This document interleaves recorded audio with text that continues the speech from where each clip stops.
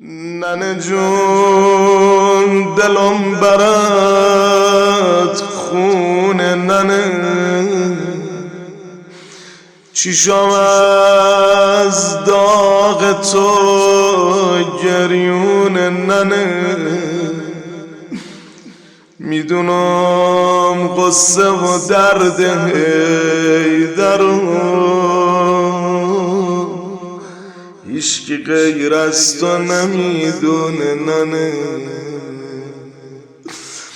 بمیرم پیش چشایم سره، ننه جون شکسته شد بال و پره.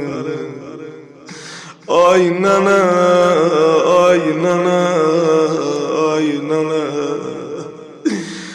میسوزه دلم برای غصب فدک، بمیرم پیش حسن خوردی کتک.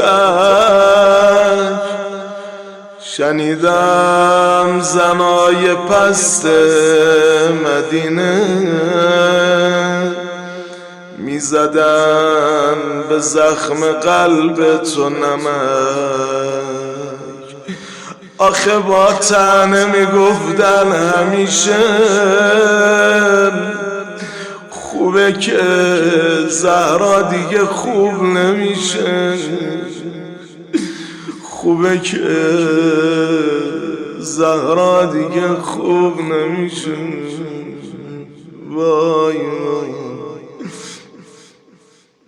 شنیدم زخم زبون و نیش زدم، خونه قشنگ تو آتیش زدم، جلو بچهات شکستن علیو لطمه بر غیرت حیدریش زدن. آخ بمیرم دلت پر از غم ننه، ننه جون غم تو غصه منه.